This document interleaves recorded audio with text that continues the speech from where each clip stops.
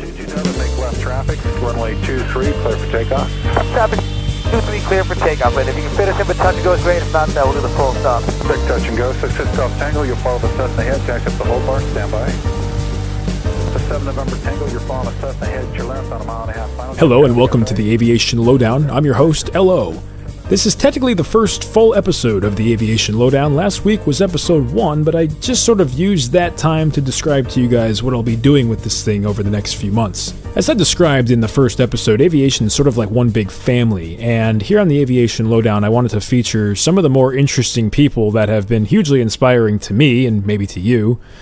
And this first guest that we have in the series is certainly no exception to that. When I first came across this Facebook page, I distinctly remember that moment because all I wanted to do was take that link and just share it with everybody. I sent it to my friends on text, my personal page, Facebook, ATC memes, email, you name it. I just wanted everyone to know about this page. It was hilarious. Oh, Roger. We have so many acronyms in aviation, don't we? His page features a video blog of a pilot, but it's not just any type of pilot, it's a puppet. And he's the chief and only pilot of the infamous Speed Tape Airlines. That's right, coming to you and me via Skype here on the Aviation Lowdown, it's Captain Roger Victor. How you doing today, Roger? Oh, I'm great, Dave. Thank you for having me on your podcast here. It's great to actually speak to you one-on-one, the guy on the other side of the headset. And Speed Tape Airlines is an airline that I think many people, maybe my listeners, are familiar with. Can you tell the listeners how long you've been flying with Speed Tape Airlines? Oh, man, I've been flying with Speed Tape Airlines since its inception. Back in 1981, I think it was. Wow, yeah. 81. Yeah. That's a long time. What kind of equipment you flying these days? Broken ones. Flying broken equipment. We primarily fly, most of the regional fare, the CRJs, ERJs, the dashes. Some of them are intertwined and mixed at this point. Mm-hmm.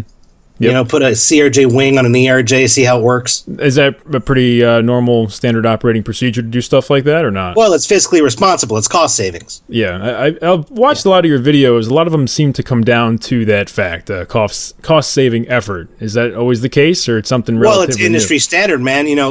Safety is our primary concern right after profit. Right. I totally understand that. And you also have some sidekick people you work with, too. I call them your sidekicks because they often support or maybe criticize something you're doing. The raccoon guy there, who's that, Louie? Raccoon guy. I'm not going to tell Louie you called him that, but I can get him over here if you want to talk to him. You might have to. You might have to if he's there. Okay, 1 second. Okay. Hey, Louie. Oh, God. Somebody here called you a raccoon guy. He called me a what? Was it like a possum or something? Fuck you, a possum. My name is Louie. I'm a raccoon. You got a problem with that? No problem at all, Louie. Okay. So stay in your lane. We'll do. It's funny. Okay. Louie, you sound like a lot of people who I know here out in Suffolk County, Long Island. Do you have any relation to people out here? Long Island, no. Staten Island, maybe. Maybe Staten Island. I can see that, too. Yeah. You sound good, dude. Thank you, too. You guys, it's a pleasure to have you both. Go Mets. On the... Get out of here, Louie. Oh, Louie. Get lost, Louie. Like I said, this is the Aviation Lowdown. We have no rules here. We just want to get people on the air and share their story. And Captain Roger Victor, it's a pleasure to have you here with us today. Yeah. And, of course, there is somebody with their hand up your ass, I guess I could say. I don't really know how to describe that. But, well, that's putting it delicately. Yeah. He's all up in my junk. It's kind of a constant thing. I actually saw a short video clip before we started this, and I was a little bit disturbed / I don't know if I was turned on. I don't know. There's something weird going on there. But I know, it's strange. I have the same feelings every day. Yeah, it never goes away. I guess you kind of get used to it after a while. Yeah. But anyway, so I guess Captain Roger Victor is sort of like the duo. And so nice to see both of you here on the show. And thank you. Maybe you've heard of ATC memes, and I think a lot of my followers know you guys simply through social media, know Captain Roger Victor. The videos were shared so much, and I watched a few of them myself, and I was just blown away. That one, Radio Etiquette, that was my personal favorite. I'm sure you guys, maybe listening, have seen this video, but essentially it really epitomizes a lot of the humor that ATC memes used to do back in the day and still continues to do. That's like... Remind me, is that the one with the controller?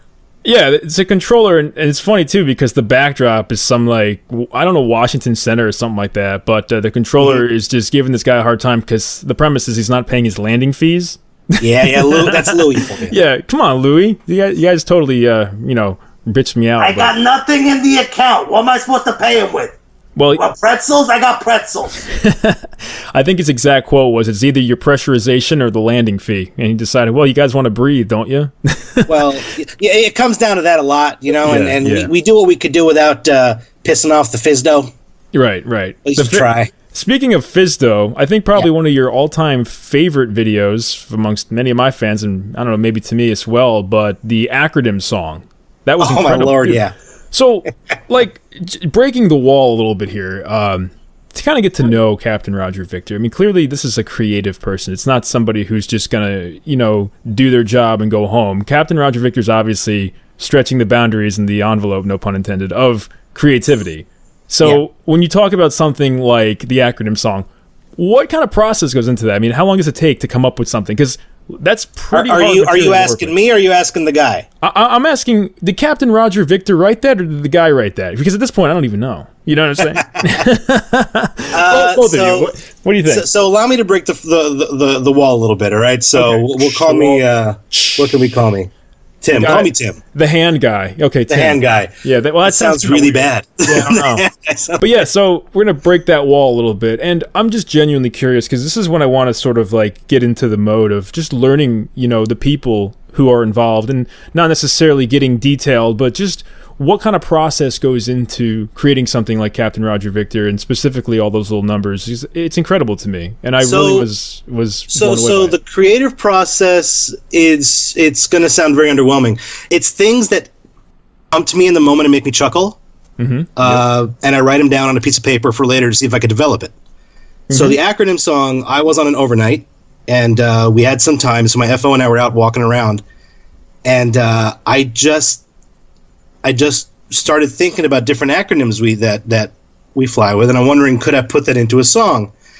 And the tune is an old, and if you remember the show Animaniacs. Oh yeah, I grew up on that stuff. Yep. Yeah, it was brilliant writing. So there's a character. Probably why I am it's probably why I am the way I am today. By the way, my mom used to be like, that's what made us the greatest generation. We had Warner Brothers, violent cartoons. Yeah, violence and stupidity, and basically our parents telling us, if you watch that stuff, your brain's gonna rot. And we're like, no, it won't. Here we are 20 years later.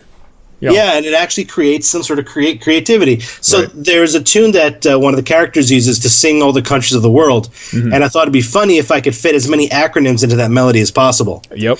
So got back to the hotel. And you were sort of like OMFG. I guess it was an acronym. All right, sorry. I had to say that. Spent a couple hours writing it, and then the next day I spent a couple hours refining it, bouncing it off of my FO, poor guy. Wow. I kept singing him versions of the song, and he was being very polite and kind. Right.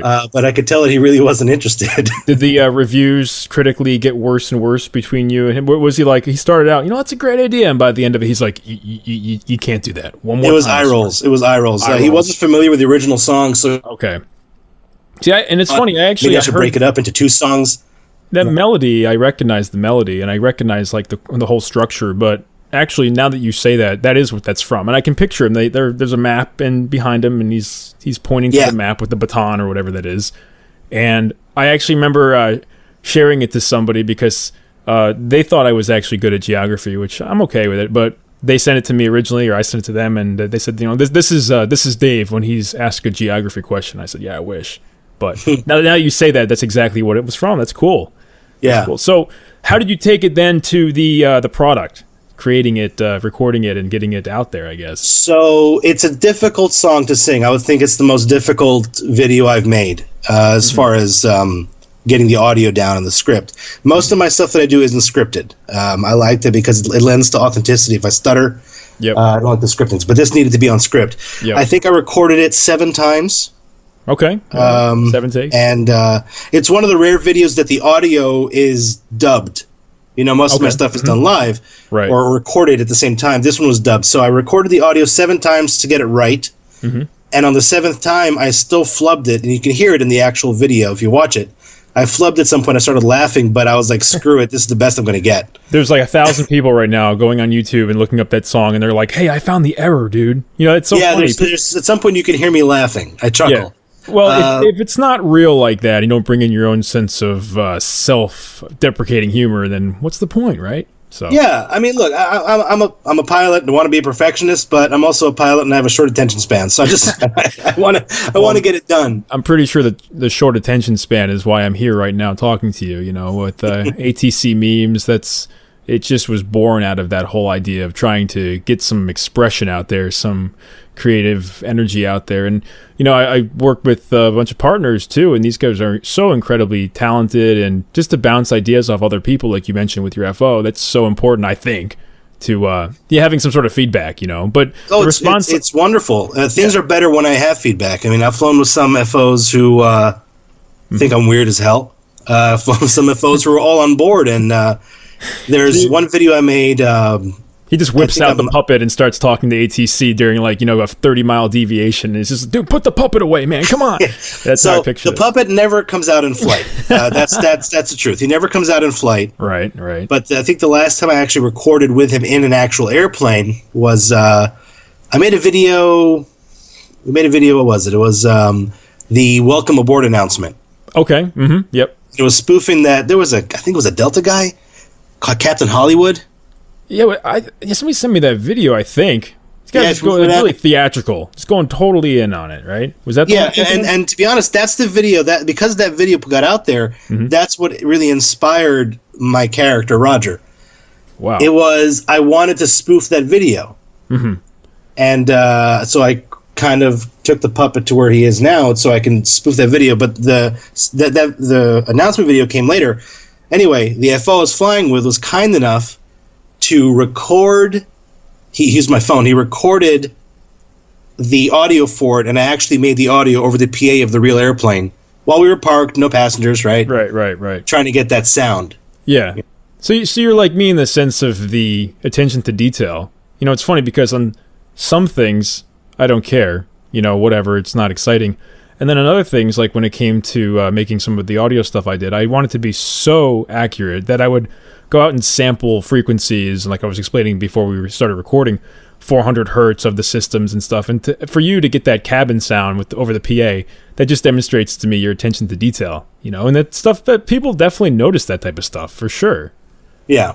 You know, and like, I don't know about you, but like I've said in the beginning of this thing, it always came off as very artistic, and it seems to me that you're very, very attuned to those small attention to detail moments that really make it what it is. Like, I've seen pictures and video of Captain Roger Victor in the background. He's got the Speed Tape Airlines bumper sticker, and I have a whole bunch of notes here. What was that? Yeah, FUP me. Okay, so is this like an intersection? FUP me? So, you guys have I'm going to hand it back over to Roger to explain that one. Okay, yeah, Roger, can you explain to me what the FUP me intersection is? Give us some. Don't give lat longs. People will look it up. Okay. Here's how it works. First off, I appreciate you finding the detail, and that is 100% unabashed product placement. That is what that is. First off, we got to make money here at Speed Tape Airlines. Foop me. I call it foop me, not fup me. Foop me. Foop me. Okay. So you're an air traffic controller, so I don't know if you've ever been in a contract dispute with a company. I don't remember. No. If you look under the armrests of aircraft, and a lot of aircraft, you could pick up the armrests and people put graffiti under there. Mm-hmm. I'm not condoning it, but some of that's funny shit. You'll see a lot of times FUPM.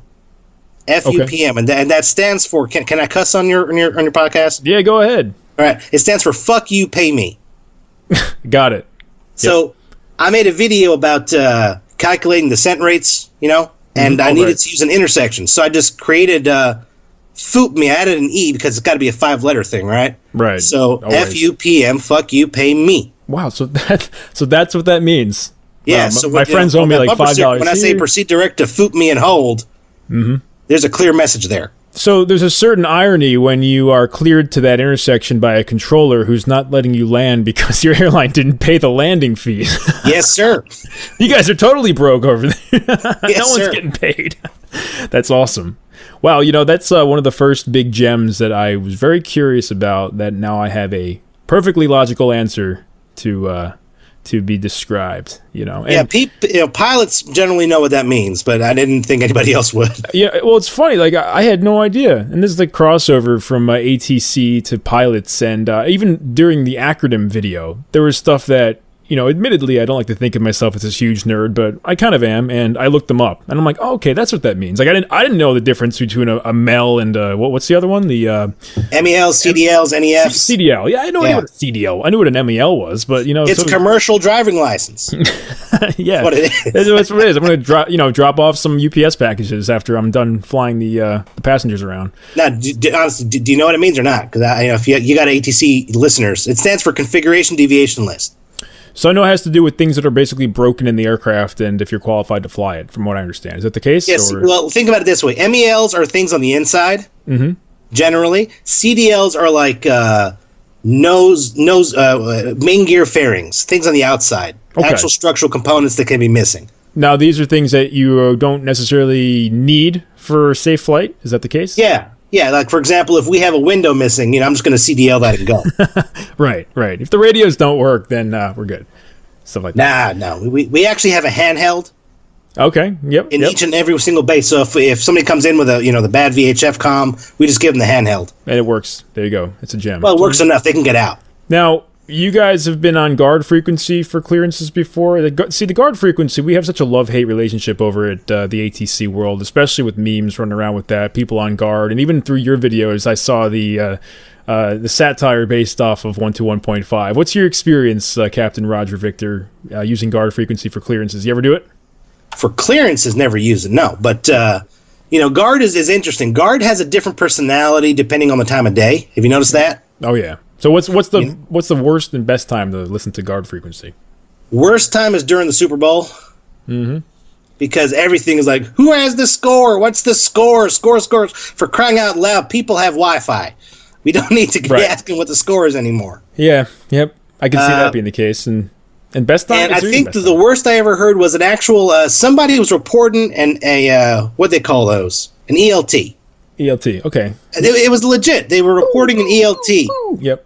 Yeah, the little wee. And he gets on call center on guard, reports ELT. Next thing you know, it erupts with all those damn guard Nazis. Guard! Crying out loud, he's using it for the right reason, man. Yep. Yeah. I have limits. Even Captain Roger Victor has. Do you guys have a video dedicated to the guard frequency? Not yet. Man, Captain, you guys should. That'd be absolutely hilarious because. Well, in the radio etiquette, we addressed it a little bit. Yeah, you did. That's what made me think of it. It was so funny too. I actually had to rewind it and watch it again. I am on my car. Okay, I have a 121.5 sticker, and it looks like one of those marathon stickers. We sold them at Radar Contact for a while, but I get so many people who come up to me. They're like, "Hey, man, you a runner?" I'm like, I have no idea what they're talking about. And then they're like, 121 miles? They're like, damn. And I was like, and a half. Yeah, and a half. It's that extra half that really makes it, I think. The 121 wasn't that impressive. But no, I remember people trying to go on 121.5 to find Nordo aircraft back in my days of ATC. And, sometimes it was successful, sometimes it wasn't. But that's really no joke, man. People get on that guard frequency as the guard Nazis, guard police. It blows up and... once it starts, it never stops. It can go on for like 45 minutes, it seems. Well, it's been told to me by a pilot that the acronym song has been played over the Atlantic on guard. I wouldn't be surprised about that. I've heard Danger Zone, so why not play the acronym song, Oh my Lord, Danger Zone. I'm telling you that you are totally onto something with that acronym song. Educationally, they should pay you Captain Roger Victor, you should do some sort of academic tour to these flight schools. And I'm interviewing some people at UND, Embry-Riddle, Purdue. This is all like down the pipeline, and I honestly think that that's the most creative, entertainment-based song I've ever heard. So you should totally do it at those schools. Well, if they pay me, they want to hire me for it, that's fine. I've actually talked to a couple airlines. They don't want to touch me with a 10-foot pole. I don't blame them. Now, why is that? Because of your ranting online, or because of just the notoriety? Like, what specifically scares no one you likes away? when a mirror's held up, and I hold up the mirror. Yeah. Now, have they sent you letters expressing this, or you just kind of get the feeling, like, passively? Only one airline actually contacted me about the content of a video, and they were 100% right. I was in the wrong, and I apologized, and this is way, way early on. Wow. Yeah, so there's They're one of the earliest videos that went viral. It was a song that Louis sang. It's the deferred song, deferrals. Okay. Deferrable things. That's what it is. Deferrable things, right? Yeah, Louis he's singing like in about the all the things control you can room. yell on an airplane. He's like in the control room, right? It's not a It was the first video where you see our dispatch. dispatch. Okay, that's what it was. Yep, I did see that. Well, this is a little bit of the backdrop here, but for the backdrop of the video, we used a picture that we found online, and we thought we made it all. We blurred out everything we had to blur out, and we missed stuff. So the airline like logos me and said, "Hey, you got our logo on your video. Could you please remove it?" Yeah, that could possibly do it. Just throw. Yeah, it went up. It went up to the CEO of the airline too. Now, I had a little bit of pride there. Yeah, I understand. Now, have you since edited or taken that video down? I know the video is still up. The same day. Is the video still up, or am I thinking of something different? Because I remember seeing that video. No, it's up. Deferrable Things is up, but not the original, the new one. Okay. I mean, it was put up about 2 hours after I edited it, and it was up again 2 hours later. Right. Yeah, so you're like me. You have that no patience factor of having to edit things. Like I'll wake up. I don't want to get sued, man. I know, man. It's crazy out there. We at ATC Memes, my partners and I have run this site and built it up, as you have, for actually a few years. And in the beginning, you're always going to get people who are kind of curious, and then they come out of the woodwork, and you get the haters and the hate mail. But occasionally, you do get stuff that kind of like freaks you out a little bit. You know what I mean? So we sort of go back to the drawing board. We're like, all right, maybe we should change that up just a bit. I'm happy to report it doesn't happen too often, but obviously, like, you guys are really popular. It's going to be just part of the game, But I'll give a shout out to two airlines. I'm on Twitter as well, right? Yeah. And I'll give a shout out because I like giving credit where it's due. Piedmont Airlines, yep, right, and Commute Air. Every now and then we'll go back and forth, and it's playful banter, and it's mutually respectful, and I love it. It's great. Yeah, absolutely. They probably love you too. The regional guys. Well, you got to have a sense of humor, I think, in this industry. I think it's the only reason why me and some of my friends are probably sane at this point is having that diffusive humor, But I mean, I remember even Delta, because we used to use the light chop joke towards Delta quite a bit, and we continue to this day. It's sort of been like synonymous with Delta. In fact, it's funny. It totally is. I mean, I joke about it when I'm flying. If you go to Google and you type in light chop and go to image search, it's all Delta Airlines. I think the whole front page right there is just. You can Delta. retire. You can die happy now. Yeah, it's like, so that was in the first year. It's like, how much revenue you guys make off the site? It's like, I don't know, $5, but we definitely made Delta synonymous with light chop. So my job is done. I'm retiring. See you guys in Malibu, But yeah, it was funny though, because now to this day, people will be like, what's with the light chop joke? I don't get it, And it just seemed to me at the time that every single Delta flight reported light chop, and that just stuck. And these running jokes, they never go away. They live so far in time. It's just really funny to think. But well, when you think about our community, right, and you think about the things online that have been put out there that spoof us and satire, like what ATC Memes does, or we do here at Speed Tape Airlines, right? We are craving that sort of spoof. We are craving that sort of humor because we are so, I don't know, we're trained to be uptight. We're trained to be, straight face professionals all the time because of the image and the image and the image of what a pilot should be. And if you don't laugh in what we do, as stressful as being a controller is, I'm sure, and as stressful as living the life of an airline pilot, if we don't laugh, we're just going to become some bitter motherfuckers, and we can't do that. Yep. No, it's true. Do you remember that Lego video, the Living the Dream stuff? Oh, that's one of the all-time classics. And of course it is. And satire. That's like the gold standard by which all of their aviation jokes are based. I agree. That guy's a genius. Yeah. Absolutely genius. Living the dream. Exactly. So like you talk about your light chop with Delta. Right. I compare that to living the dream. Everywhere, living the dream. Right. Or that whole work, contract, work. Yep. That's amazing. That's pure comedy gold, and we need it in our industry. It is. And I think, too, with social media, it's really impacted the way people approach comedy and satire because anybody can create it and kind of get it out there and make it propagate virally. And so one little idea can become seemingly famous, overnight within one industry. It's so powerful. And the media, social media specifically, has really made that possible. Like I'm talking to you right now. I tell people all the time, like when I talk to somebody who I think is creative and inspiring, it's the most fun thing I do with my clothes on, And so that's all been made possible through this and through people who, like you, they see the industry as something more than just a job. It's a way to express yourself and a way to have fun too, as well as be serious when the time requires it, you know? Yeah, I mean, look, we could be pranksters, we could be jokesters, we can laugh, but we all know when the shit hits the fan, we know to do our jobs. Right. Exactly. Now, how do you think that the industry has changed over the past few years with things like social media? Like, have you seen it be impactful to people's careers? I had a discussion with somebody the other day, and they thought that would actually be a great podcast, just like a subject for maybe a whole episode or a series, is how social media, and specifically things like Facebook and Instagram and the posts people make and the comments people make, how that affects their professional career. And I thought you could write a book on that. You know, do you think it's really affecting people? It's you're talking about like the ability to be hired, or everything. I mean, the ability to be hired. Like the companies care what you post. I mean, obviously to a certain extent they do, but like when you get hired, do they check social media? Okay, so I'll give you an example. All right. Mm-hmm. I can't give too much.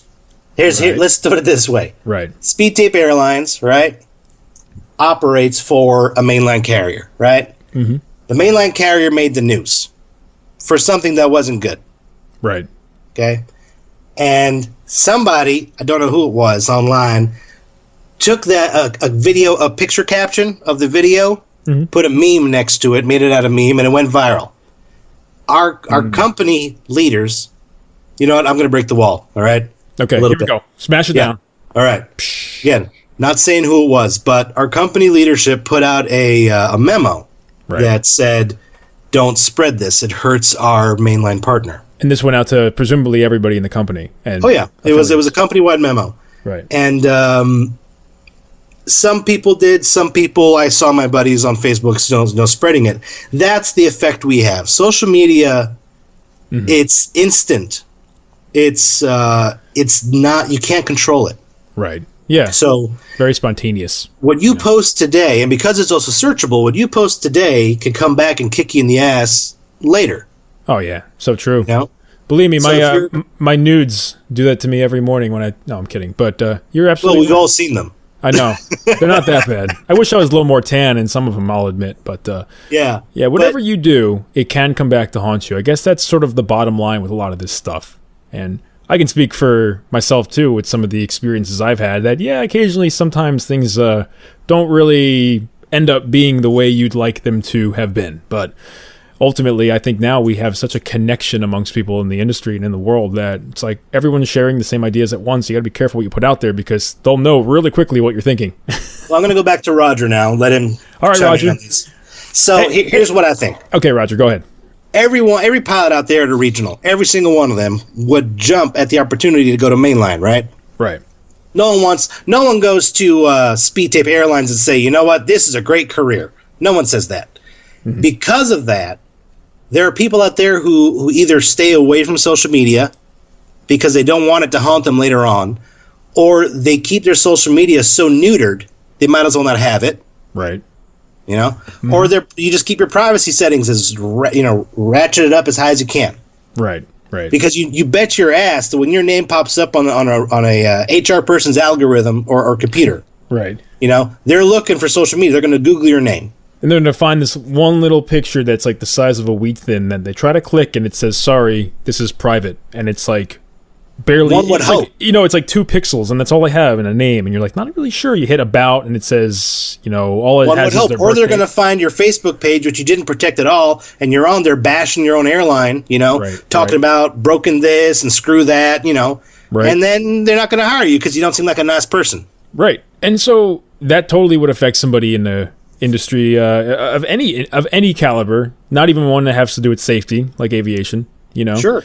And so, I think it's a great answer to that question. It's just, at the end of the day, guys, for those listening, keep in mind, stuff you post, it might come back to haunt you if you ever want to, get hired by an airline. Or whatever you want to do. Here's how you can be critical. You can be critical of things. You just got to do it respectfully. That's all. Right. And creatively. Like, see what you've done. Captain Roger Victor, you are the most creative singer I've seen in aviation. So there's a lot of them out there, but I think that, like I said in the very beginning of this thing, some of the stuff that you've done has really, really changed the way I approach the satire myself. So keep doing what you do, Captain Roger. Really? Oh yeah, man. I didn't think I had that much influence. I think it's dangerous for me to have that influence. Well, it might be dangerous. Never said it was good. I'm just saying that it's inspiring. Okay. Hey, by the way, while I'm talking about some of the airlines, can you explain to the listeners what speed tape is, like the actual physical product? Because Sure. I think a lot of them don't even know what that is. So imagine duct tape, right? That really like tough duct tape you get, but it's actually covered in aluminum foil. Mm-hmm. More durable than aluminum foil, but you get the idea. Right. It's used. It's a real thing. Maintenance guys use it all the time. And for everyone sending me that picture of the American Airlines technician putting speed tape on the engine nacelle, yes, I have seen the picture. Oh man, if I had $1 for every one of those, messages that had that picture, I'd probably be retired right now. Well, people send me all the time of their pictures of their planes, all the time, because it's a widely used thing and it's legit, totally legit. Mm-hmm. But right. When you get on an airplane and you see, if you're a layman, you're a passenger, you come on an airplane, you see what you think is duct tape. You'd be like, what the hell? Crying out loud. It works. It's not pretty. Right. Exactly. We're not going for beauty. We're going for functionality. No, we got a slogan here. Louis got a slogan. It's don't waste a screw when speed tape will do. It's actually a video you have, isn't it? I saw it earlier, I think. I can't remember. Yeah, don't waste a screw when some speed tape will do. Yeah. That's incredible. I'm gonna. You give me a new tattoo idea. I've been looking for a while. I don't know if I really want that. My next nude shoot, I'll have a tattoo of referencing Speed Tape Airlines on my back. Yes. Maybe I'll get it behind my thighs. Get a tattoo on my face. That reminds me of something else. Halftime show at the Super Bowl. I'm sure you watched the game. I saw your discussion about the airplane. What the heck was that? I wrote this one down too. Yeah, the Patriots. Okay, so I know they have a plane, and I've seen that plane. They got two of them. They have two? I didn't even know that. They got two 767s. One's painted all pretty, one not so much.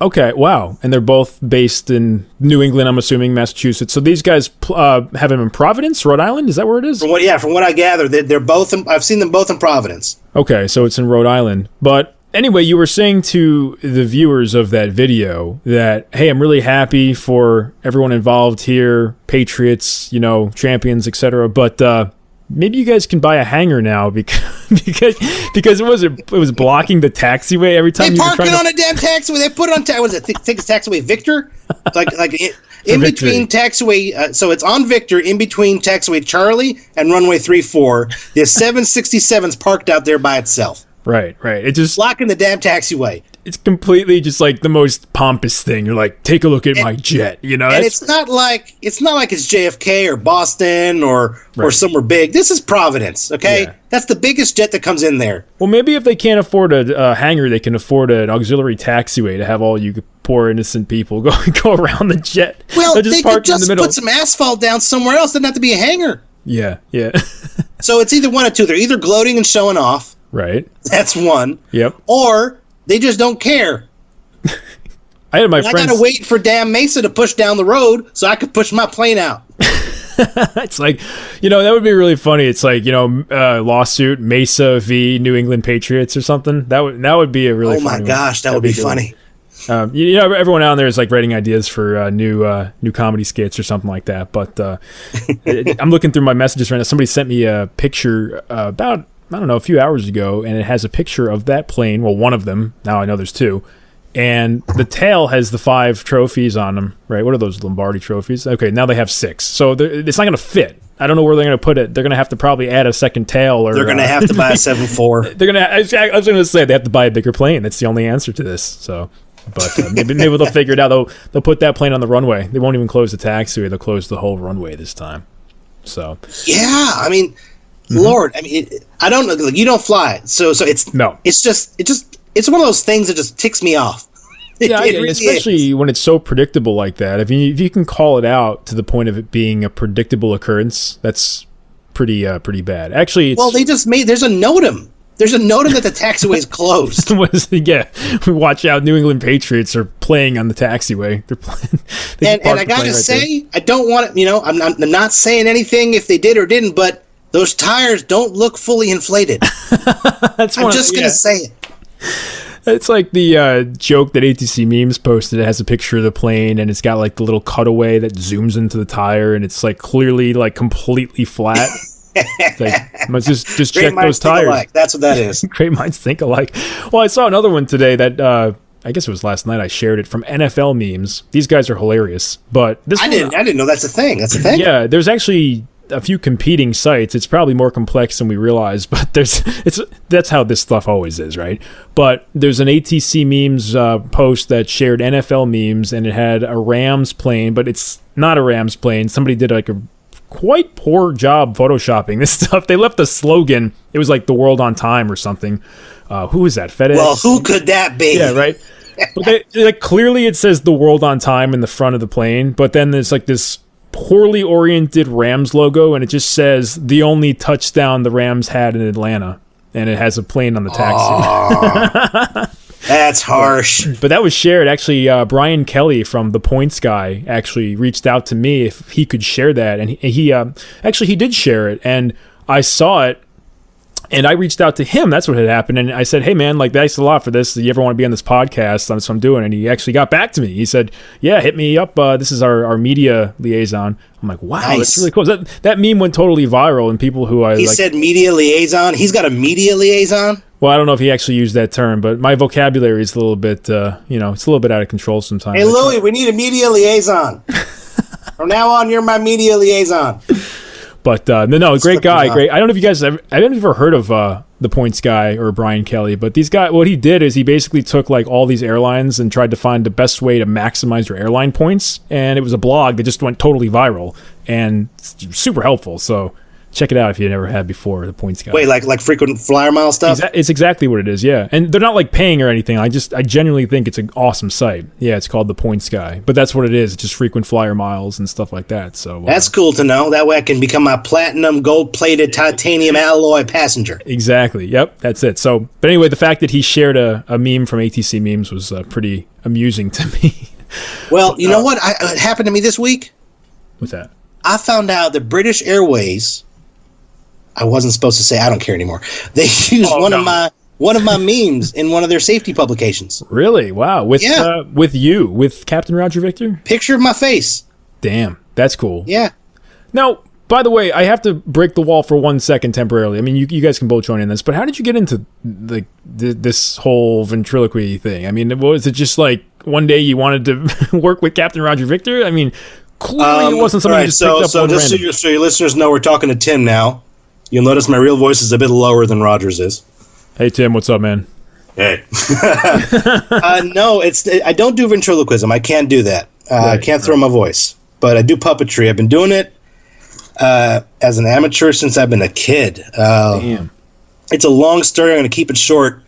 Next door neighbors had kids our age, so we'd be over there playing a lot. They had a lot of old Muppet puppets. Mm-hmm. Right? Yep. So we grew up because they had kids I have siblings who are younger than me, so they had siblings also younger than them. So we just grew up together, and I would put on puppet shows for them. Wow. And then as I grew older and I went, and I moved out of the house, my next door neighbor came over and gave me one of the puppets as a gift, as like a going away present. Mm-hmm. And, she said, never forget to be silly. Right. And so clearly forever I've had this little Kermit puppet with me. Yep. And come about a year and a half ago, my wife married and got a kid. Yeah, I'm happy with that. Nice. She found this random puppet at a thrift store. And she got him for me for like $2. And I looked at this puppet, and I thought, wow, if I throw a mustache on him, comb his hair back, and give him a suit, he could be a pilot. So you're telling me the most famous puppet in all of aviation was a $2 thrift store purchase? It was a steal, man. This puppet is worth a lot more than that. So I don't know who donated him to the thrift store or who, dumped him there. But that's like a Macklemore song waiting to happen right there. That's good. That's real good. Wow. Yeah. I mean, the mustache it's synonymous with the whole like aviation thing. Who's those airline pilot memes had the caterpillars going on with Sully. So the mustache. That's just funny to me. Yeah. That guy is so funny, man, but he puts caterpillars on everything. So anyway, when I saw Captain Roger Victor, I thought to myself, well, he's got the mustache. That's half the battle right there. Well, you can't be a pilot without the mustache. Yeah, it's a requirement, you know? It is a requirement. Absolute requirement. Sully had a pretty epic mustache, right? Is he sort of the gold standard of mustaches in aviation? Yeah. Did he have Yeah, one? he shaved it off. I know his co-pilot did. What was his name? I'm drawing a blank on his co-pilot's name. Wow, dude. That Jeffrey Skiles. Skiles, right? Yeah, it's so low of me. Typical. So, by the way, you'll notice in some videos, Roger has an FO who's off screen. Oh, okay. I did notice. The FO's name is Jeff, and that's an homage to Jeffrey Skiles. Jeffrey Skiles was, man, that guy, like, he doesn't seem like somebody who would be really reactive towards that whole story, but, like, he didn't really get a lot of the, you know, the notoriety and the credit that Sully did, of course, but it was a team, it's the right? Buzz Aldrin syndrome, isn't it? Yeah. The team effort, you know? Yeah, it was 100% team effort. And actually... Yeah, Sully was at the stick, and Sully was the captain. The captain gets all the credit, but... Mm-hmm. Behind every captain out there, we're going to go serious now. Behind every captain is an FO making sure the captain's not fucking up. Yep.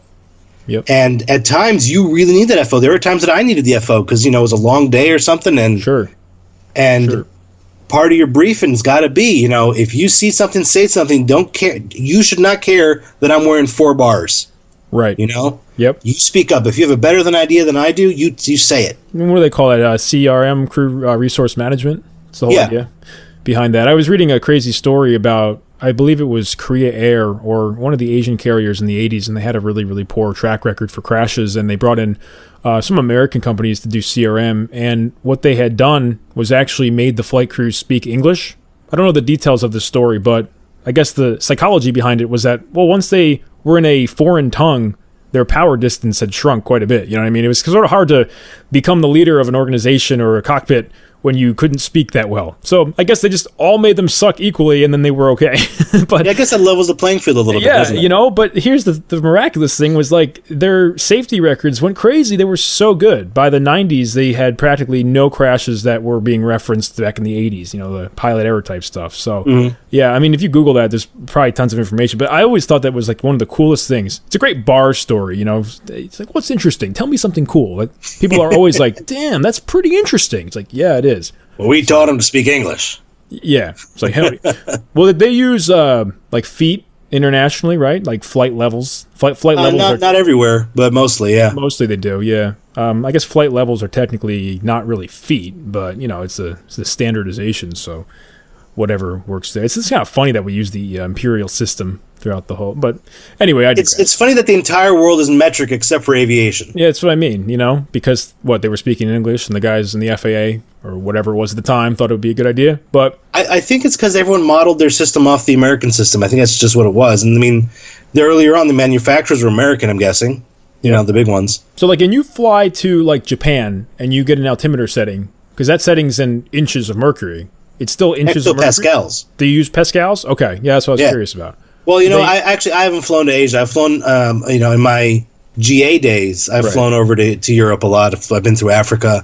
Mm-hmm. And there it's hectopascals, QNH, QFE, you know. Right. And then that's all, like, you can enter that in, obviously, seamlessly right into any plane, assuming that, you know, the plane is flying internationally. It'll take... hectopascals are millibars. They just call them hectopascals. Right. Yeah, I always got that's like, you know, it's literally the same number, I guess, but they just call it things different. You know, what is it? Q and H. Yeah. A lot of the controller trainees didn't know what Q and H was. I actually didn't know what that meant until somebody asked me, and they're like, you better look that up. Yeah. Never forgot that. How the hell did I not put Q and H in my acronym song?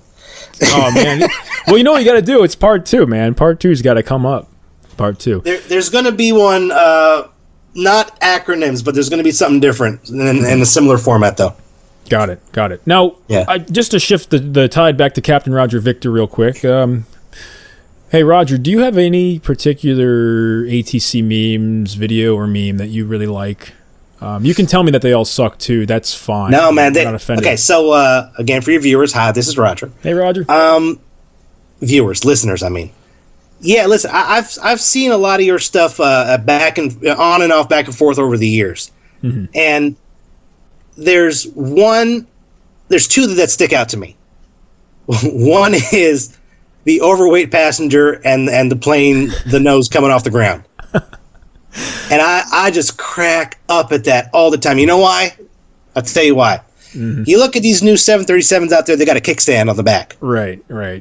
The moment you designed a plane that needs a kickstand, you have failed. Yeah, that's when society was kind of going towards the heavier side. Well, true. I mean, look, you got the Saab 340 has one of those kickstands too. The 737-900, I think it is, has that. The moment your plane needs that, you have failed. That plane needs to go bye-bye, in my opinion. So that cracked me up. Other one was what? I was just watching it before the podcast. What was it? It was it the ATIS you were saying? I think some of the ATIS recordings. I mean, well, ATIS record. Well, you put out one during the shutdown, and that was funny as hell. Yeah, LA going crazy. LA, they're like, you might notice that the wall facing Mexico is built 30 feet higher. I thought it was for San Diego. Was it? It was that ATIS. I think that was LA. That way, it was LA? Los Angeles. Yeah, I knew some friends there, and I wanted to poke fun at them because the guy liked pizza a little too much. And here's the other. I remember now. It was the on the landline one. Oh, yeah. Well, because we don't know what the hell you're doing, and we just think you're ignoring us, and that's exactly what we imagine's going on. They're talking about, the sports statistics, and sorry, guys, I'm just on the landline. Say again. Or you're on the phone with a telemarketer or something, yeah. Right. You have no idea. But, I was just curious about that. I always appreciate the feedback, and like I said, I run that with some partners, and we always bounce ideas off one another. And so maybe somebody comes up with some sort of idea, and then I do a lot of the audio stuff. You guys can probably get the gist of that through my voice. Most of the stuff is featuring my voice, so it's... And do you like lower your voice and raise your voice a little bit in pitch so you can get different voices? Yeah, I'll do that, and like occasionally I'll drop it really down like that. But sometimes I'll do the stupid student pilot like this, oh my lord! This is November. Oh my lord! Get out of the Bravo! Get out! Right. We don't want you here. Who endorsed you? Seriously. Yeah, one of the all-time most popular ATC meme skits ever was the one where the pilot is, or I guess the controller rather, is working a really, really busy sector. There's like 50 planes, and you can hear him just like asking for a D-side, which is like an assistant, and he's just totally going down the crapper. And then all of a sudden, this Cessna calls up, and he's like, hi, Center. This is November 123, Bright Bravo. We'd like to do 55 practice approaches with turns to no gyro approach and cell nav. It's like, what? You got to be kidding me, I was so pissed once at Nashville. Nashville did that to me. We're coming in a jet, Embraer 145. It's our last leg, and they put a diamond, not even a twin diamond. They put a diamond in front of us on a practice approach. Oof. They have a parallel runway, for crying out loud. Do it there. Yeah. Well, it's what happens. You know what I mean? But those little guys, those slow guys, sometimes they throw a wrench in your plan, I guess, as they say. But even the citations, they used to call them slowtations. I don't know if the pilots call them that too, but the controllers they're straight wing bricks. Yeah, that's a new way to put it, but I like it. So, well, they look like ducks. They're weird looking planes. I mean, not like the Citation 10. That's a sexy aircraft. Yeah, but different the Citation Bravos and the Mustang. Those were just strange planes. Yeah, with the 25s and all that stuff. Yeah, I mean, they're just different classes of jets. Most people are surprised to hear what they travel at speed-wise. So yeah, it's always something different, but the controllers have to sort of know aircraft characteristics, obviously, because you get it, but also airline characteristics too. One of the running jokes with ATC memes is, for example, how fast Southwest climbs and how they always ask for direct. It's like, you get these guys direct, and I vaguely remember from my time in training from the center how some people really, really did actually. It's not like you use it to separate traffic per se, but it's like something to be aware of. It's like these guys are maybe they're trained differently or they handle their planes a little differently. So that's like very real, That's actually good to know. I mean, like we know on the ground, like if you get behind a Southwest plane, they're going to book it while taxiing. Yeah, they're really fast. If you get behind an American Airlines, they're going to go slow. Yep. So painfully slow. Painfully. Yep, exactly. While I have you on the show, I'm just kind of curious. Do you guys have any merchandise for sale? I know you actually mentioned your store, but be my guest, like advertise for for the listeners. Oh, I love this part. Louis, we're going to try to make money. All right, so yeah, we have a pilot shop. Our website is speedtapeairlines.com. Okay, speedtape. Pretty simple. There's a link there to our pilot shop, and mainly right now we got lanyards available. Cool. We got some crew stickers with different sayings and slogans on them. Awesome. Now, stickers. Our newest is "No Yoga in My Galley." That's the newest one. That's great. Only if they're wearing meme sectional pants, then they can do it, though. I'm gonna. You know what? I can't wear your sectional pants. I have no feet. I'm jealous. That could be a problem. It's all right. We'll try to. I want yoga pants, but I have no feet. I will do that. I will contact our suppliers and see if they can make custom yoga pants for Captain Roger Victor. I will. This was going to be the greatest crossover of all time. We'll send you guys some lanyards as a thank you. Yeah. Yeah, we got them there. We got different products coming soon. People have been asking for stuffed Captain Roger Victor dolls. Oh, that'd be cool. Because you guys want to go to bed with me, which is fine and weird, and I'm on board with that. Hey, I don't judge. Yeah. I'm all on board with that. Yeah. And luggage tags are coming too. That's cool. So a whole bunch of cool, fun stuff that's at their website there. What's the link one more time? I'm going to write it down here. SpeedTapeAirlines.com. It's easy enough. Got it. SpeedTapeAirlines.com. And or if you go to CaptainRogerVictor.com, it should send you to the same place. Same place. You got a redirect going on. Yeah, it's so cool to build a brand like that. And if you see people wearing your lanyards, it's a cool feeling. I was actually at the Baltimore airport a few months ago, and I ran into a pilot. I was actually with my wife, and the pilot came up to us, and he recognized me, and he said, "Are you the guy from ATC Memes?" And I said, "Yeah." And my wife happened to have, we were coming up from Florida in Miami or something, and she had a bikini on with the stuff. With the sectional charts, and the pilot. Wait, your wife was wearing a bikini at the airport? No, well, it's a long story. No, I'm kidding. She was fully clothed, but she happened to have it in a carry-on, and so we whipped it out. Okay, and this pilot was so enthused, and I think he got a selfie with me, which is kind of weird, because I don't see myself like that at all. But then people around you are like, "Who's this guy? Like, who's this?" That's actually happened to me twice. Dude, it's so cool on planes. Yeah, So what happened with you? So one time I was up in an airport in Canada, right? Mm-hmm. And I saw this young lady in a flight suit, and she was she worked for some I think an air ambulance thing in the King Air, right? But she was at the crew hotel that we were at, right? So I asked if I could take a picture of her for my Facebook page, right? Okay. And when I approached her, I didn't approach her. Tim approached her, right? Were you jealous by that? I mean, he does always have his hand sort of... I'm in the bag most of the time. I have no clue what's going on. I have no idea. Right. So I just hear murmuring, right? But the moment she saw me, it was like... I could have been like the Beatles, right? Right. It was like that kind of squeal. Yeah. And it really took me back. I was shocked. And she got so excited. She actually left, put on makeup, came back for the picture. Damn. Yeah. Wow. Other time I was deadheading on a flight, right? Mm-hmm. Right. And I decided to buy the crew donuts. Okay. Because, it could be a long day, whatnot. So it's cheap, and I bought them donuts. Maybe you were in Texas, too. I've been there a few times, and they love donuts in Texas. I don't know what it is about that place. So on the box of donuts, I wrote, thank you for a safe flight, and I signed the box Captain Roger Victor. Mm-hmm. And when I handed it to the FO was like, "Are you the guy? Are you him?" Right. And then Tim took me out of the bag, and the guy's face was just wow. And like you said, it's an amazing thing because we don't see ourselves that way. No, not at all. I see myself making, like I always tell people, basically dick jokes on the internet with the occasional reference to aviation. Like he says to me, "You're the voice of the pilots." I'm like, "No, I'm a guy with a puppet." I'm a guy with a puppet, yeah. Don't worry. Dude, that's so cool, though, man. I mean, and I totally get it. And it's only going to keep growing for your page because you guys do some of the most, like I said, it's so new and exciting. And it's something different. Well, there's always stuff going on. So there's always stuff to spoof. What do you have coming up? Do you have anything planned? Kind of wrapping it up here. What do you have planned for the future? Any immediate or long-term plans for what you're going to do with Captain Roger Victor and Speed Tape? Well, we're doing something with the AOPA coming up. Mm-hmm. I've been talking to some companies over in Europe to work with them, but as far as videos go, I've been trying to film something for the last month. Weather's not been cooperating. Something about spotting aircraft, so I want to go out and go spot some aircraft, and the weather's just been bad. Yeah, actually, we were texting earlier today, and I was really kind of into that whole idea because you said something literally to the effect of the winds aren't really working for us today. So I'm like, wow. Yeah, they're not landing the way I need them to land. Yeah, so again, to my listeners, this is another example of how this guy, his attention to detail is what made this possible. Like, you cannot be like, whatever, let's see what happens. You have to be really, really into that, and you clearly are. So I'm looking forward to that. And you got to be not embarrassed to walk around with a puppet at a hotel or in the terminal. Or yeah, hey, you can even meet some women that way, apparently. So whatever works. There's been some offers, which is kind of flattering and sick at the same time. There's something out there for everyone. Let me just say that. Yeah.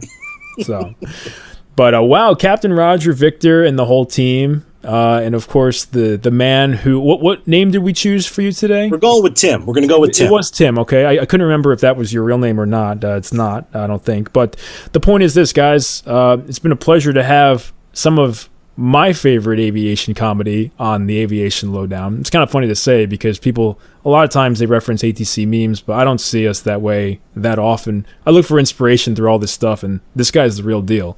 So, no, you guys have been awesome. I mean, if it wasn't for the humor that you bring, I also want to give credit to the living the dream guy with the Lego. I have no idea who he is. Yeah, if you're listening, come forward because I'd like to get you on the show too. We should get all you guys on the show. That'd be hilarious. All the aviation satire people. That'd be really cool. I know where he's working now because I was speaking to a recruiter who hired him. Wow. But I don't know his name. But if it wasn't for that video, if it wasn't for the kind of humor that you brought to the ATC side of it all, right? We wouldn't have Speed Tape Airlines. So I'm in awe of what you do. Well, I'm totally really kind of humbled by that because I think you guys are so much more accomplished in certain ways. I mean, doing the whole bit and making moves, making memes, as I always say. So, but hey, it's been a real pleasure, man. And any famous last words or advice for the listeners you want to share? Yeah, Roger, come over here. Oh no. So, just remember, everybody, when in doubt, just ASAP it. When in doubt, just ASAP it. That's sort of like in air traffic. When in doubt, just ATSAP it. Same thing, really. Yeah, that's the ATSAP is the ASAP version for air traffic control. Yep, it's just the reporting system. So I'm sure you guys sort of have that voluntary reporting system. That's what the ASAP is, right? Yeah, same thing. ATSAP, ASAP. It's more acronyms you could add to your next version. Busted a speed, just ASAP it. Busted an airspace, broke the plane, just ASAP it. Sounds good to me. But all right, you two, it's been a real pleasure here. And on behalf of the Aviation Lowdown, this was actually been the first full episode, and I had a lot of fun. Hope you guys did too. Bouncing some ideas off each other and learning what it's all about. So thanks, and we'll talk to you guys real soon. Hey, guys, remember, it's aviationlowdown.com. Make sure you subscribe to this. Tell all your friends, even if you don't like us. We don't really care. Just share it, man. Aviation's one big community. Keep it alive through the satire, through the sharing of information, and through the passion, as I always say. So this is LO, David Lombardo, signing off here with Captain Roger Victor, Episode 1, Aviation Lowdown. Take care. 6 Golf Tango, expect to release in 30 seconds. Stand by. 68 Kilo, be 1 departure, party arrival. 68 Kilo, 7 to a popping switch to Miramar, your discretion. We'll see you.